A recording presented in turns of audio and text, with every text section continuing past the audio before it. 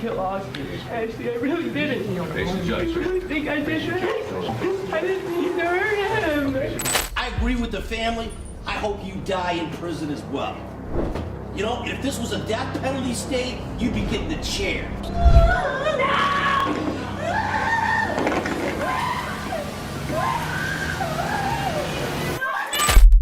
Este es Nicholas Lindsay, quien enfrenta cargos por asesinato en Florida el 21 de febrero de 2011. El oficial David Crawford, de 46 años, respondió a una llamada sobre una persona sospechosa cerca de Tropicana Field, tarde en la noche.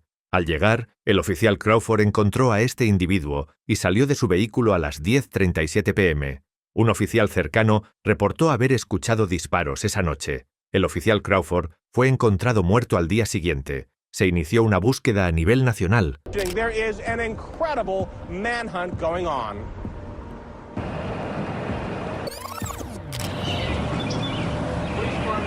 La noche siguiente, Nicholas Lindsay, de 16 años, fue arrestado tras recibir pistas de la comunidad. Inicialmente, Lindsay proporcionó diversas versiones de los eventos.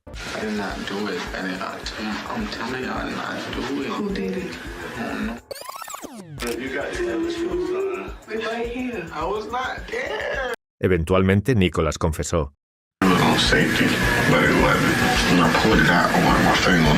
De las cintas de la confesión, uno podría creer que Nicholas estaba arrepentido por sus crímenes. Sin embargo, en la corte, Nicholas parecía desinteresado y despreocupado. La hija de David, Amanda, dio una declaración emocional de impacto como víctima.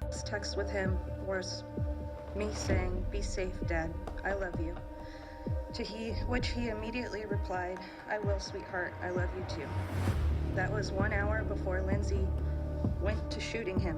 A lo cual Nicholas se rió. El 23 de marzo de 2012, Lindsay fue condenado por el asesinato del oficial Crawford y recibió una sentencia de cadena perpetua sin posibilidad de libertad condicional. Para muchas personas, estos adolescentes obtuvieron lo que se merecían, pero este no fue el único caso en el que un adolescente fue sentenciado a cadena perpetua. Está el caso de Alyssa Bustamante, quien enfrentaba cargos por asesinato en Missouri en 2009.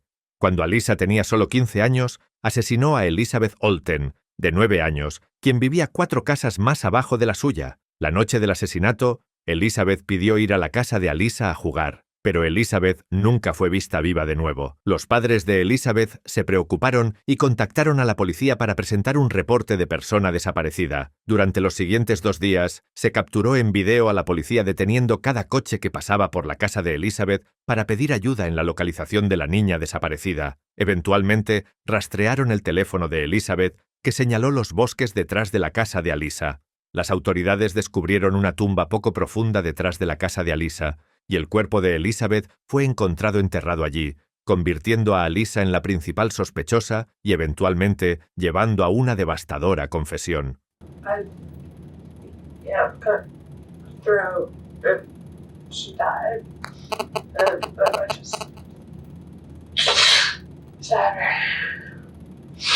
Si crees que el asesinato de Alyssa fue espantoso, te enfermaría su comportamiento en la corte. El equipo de la Fiscalía fue rápido en llamar la atención de la corte sobre una pieza de evidencia muy alarmante que los detectives descubrieron al registrar su casa, un diario en blanco, pero el diario no estaba tan en blanco, porque con la ayuda de una luz azul, los detectives pudieron revelar una entrada del diario en la que expresaba euforia después de matar a Elizabeth.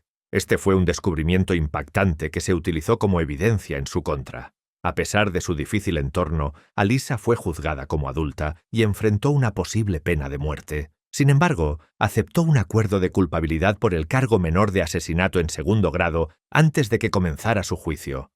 Basically, the main reason for accepting the offer was to avoid the absolute certainty of life without parole. If there was another option, then there would have been no reason to have accepted that offer. Eventualmente, fue sentenciada a cadena perpetua con la posibilidad de libertad condicional más 30 años consecutivos en prisión. She would have been in the same situation, no better situation. She still could have faced a life without parole sentence. Alyssa permaneció sin emociones y estoica mientras se leía su sentencia. El comportamiento y las reacciones de Alyssa se compararon con las de un psicópata, pero ese no es el único caso en el que un adolescente ha cometido un crimen atroz.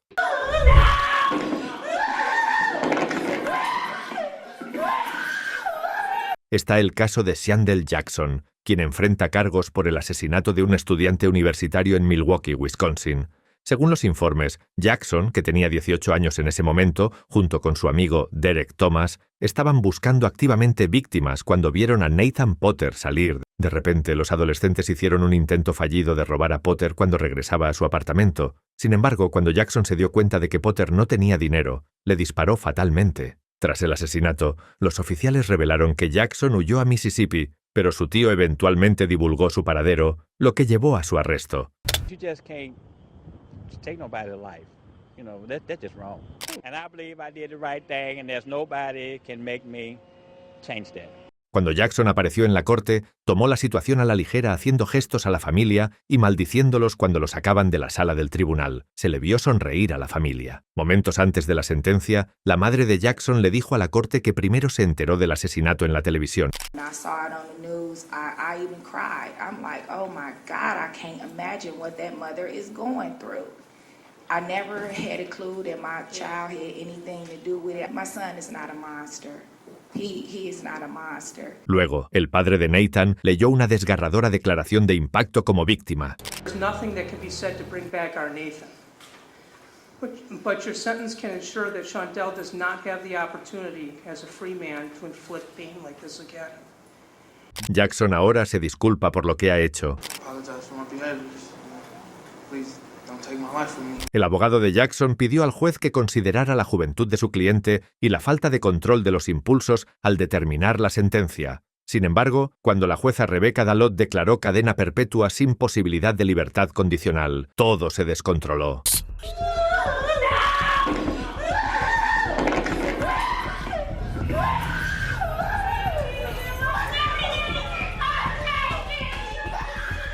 Mientras las autoridades sometían a Jackson, se podía escuchar a uno de los familiares de Jackson gritar directamente a la familia de Nathan Potter. Afortunadamente, el incidente en la sala del tribunal durante la sentencia no resultó en lesiones graves. Eventualmente, Jackson fue sentenciado a cadena perpetua sin libertad condicional. I'm going to go ahead on count 1, the first degree intentional homicide conviction, and I am going to sentence Mr. Jackson to life imprisonment without possibility for extended supervision. I know that that is something that is reserved for the most serious of cases, and I believe that this case rises to that level. En cuanto al cómplice de Jackson, Derek Thomas, se declaró culpable de actuar como vigilante y fue sentenciado a 12 años de prisión. Dylan Shoemaker enfrenta cargos por el asesinato del hijo de 23 meses de su novia en Springville, Nueva York. Según informes policiales, el 19 de marzo de 2013, Shoemaker, de 16 años en ese momento, fue dejado al cuidado del niño de su novia, Austin. Cuando Austin no dejaba de llorar, Dylan comenzó a golpearlo varias veces, incluidas bofetadas en la cara y golpeándole la cabeza contra el suelo mientras le cambiaba el pañal. Todo culminó cuando el acusado colocó a la víctima en una cama con una almohada sobre él y lo golpeó repetidamente en la cabeza. Durante el juicio, el médico forense estableció que la víctima sufrió vasos sanguíneos rotos en su oído izquierdo y cerca de su ojo derecho, hemorragias en su retina y nervio óptico y hemorragias subdurales y subaracnoideas. Austin murió poco después. Cuando Dylan llegó a la corte, las cosas se pusieron aún más locas. Shoemaker afirmó que no tenía la intención de matar al niño.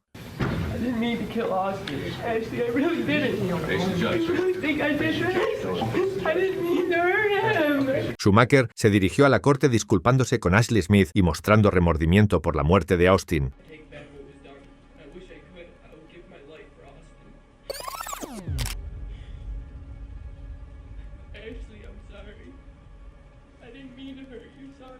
Dylan parece arrepentido y genuinamente apenado por lo que hizo. Sin embargo, el juez de la Corte Suprema Estatal M. William Boller no lo vio de esa manera. 16, you knew right from wrong. Had a bad childhood, had some troubles, at 16 you knew not to keep pounding your fist on that pillow with that little baby's head there. Luego lo etiquetó como un manipulador y engañador. After listening to your testimony at trial, I came away with the impression that you minimize your actions, that you are a manipulator, and you try to deceive. El juez luego presentó una pieza de evidencia verdaderamente perturbadora. The record will show that you admitted that on July 23, 2013, in a phone call to your mother from the holding center, you stated, and I got a quote from the court reporter, "I am a 16-year-old blonde.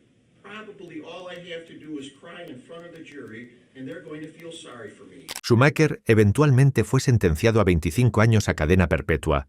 Continuó llorando mientras recibía su sentencia. También está el caso de Antonio Barbeu, de 14 años, y Nathan Pape, quienes enfrentan cargos por asesinato en el condado de Sheboygan, Wisconsin, en septiembre de 2012. Los dos adolescentes trabajaron juntos para matar a la bisabuela de Barbeu, Barbara Olson, de 78 años, en su casa en Sheboygan Falls. Según informes policiales, Barbeu la golpeó varias veces con un hacha mientras su cómplice, Nathan Pape, simultáneamente usaba un martillo para golpear a Olson hasta la muerte. What happened next? We got in, and then I looked to Nate and nodded and shook my head as in yes or no. He nodded, and then I took the first swing. She started heading into the living room, falling. And as she was falling, were there any more blows? Did you strike her again? I hit one more time as she was falling. Después del ataque, los chicos fueron vistos en imágenes de vigilancia comprando guantes y toallitas, actuando casi como si nada hubiera pasado. Sin embargo, brutal como fue el asesinato, espera a escuchar por qué decidieron llevar a cabo un acto tan violento. About, I think, 150. And where is that? Some of it went towards food, and then we got pizza, and then some of it went towards weed, which I think is actually still at his house upstairs, if he didn't get it yet. Así es, lo escuchaste bien. Los chicos decidieron asesinar a Barbara Olson por dinero para comprar pizza y marihuana. Aquí hay imágenes de vigilancia que capturaron a los chicos unas horas después disfrutando de unas rebanadas de pizza, casi actuando como si no hubieran cometido un asesinato. Durante el juicio, Barbeu se declaró sin contestar por homicidio intencional en primer grado. Esta declaración fue parte de un acuerdo que redujo su cargo. Anteriormente, Barbeu se había declarado no culpable por razón de enfermedad mental o defecto, pero luego cambió su declaración en el proceso. Cuando tuvo la oportunidad de dirigirse a la corte, Barbeu luchó por expresarse y no pudo completar su declaración. I know I don't show my emotions much, and I myself am not sure why, but that doesn't mean I don't.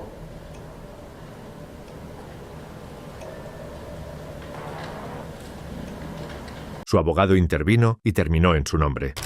I took away someone's mother, their grandma, sister, friend, when I had no right to do so. Como resultado, Barbeu fue sentenciado a cadena perpetua con la posibilidad de libertad condicional después de 36 años, momento en el cual tendría 50 años. Mientras lo escoltaban fuera de la corte, se le vio llorando y sollozando. Para muchas personas, estos adolescentes obtuvieron lo que se merecían, pero este no fue el único caso en el que un adolescente fue sentenciado a cadena perpetua. Está el caso del infame tirador escolar T.J. Lane.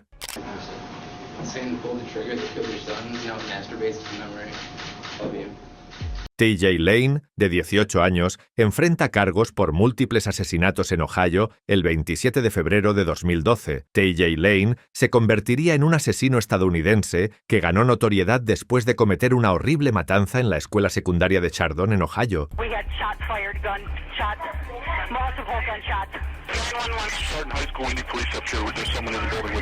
Según los registros policiales, Lane entró en la escuela y se dirigió a la cafetería, donde desató una lluvia de balas que resultó en la muerte de 3 estudiantes y heridas graves a otros 3.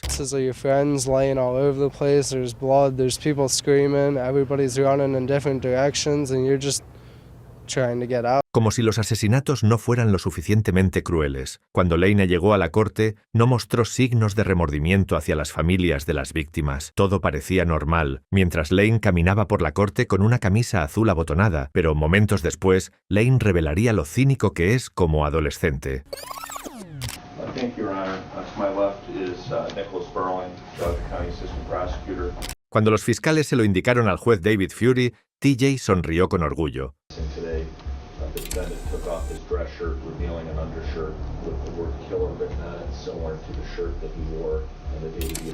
Usualmente vemos a los convictos vistiendo un traje de prisión naranja o rojo en la corte, pero este adolescente no es el típico convicto. Las payasadas de Lane solo empeoraron cuando los familiares de las víctimas tuvieron la oportunidad de hablar directamente con el asesino de sus hijos. Nick is a very kind and loving. Why would you want to hurt him? You don't know kind. You're evil. Lane sonrió y se rió durante todas sus declaraciones. Luego, Lane les dijo lo que realmente pensaba.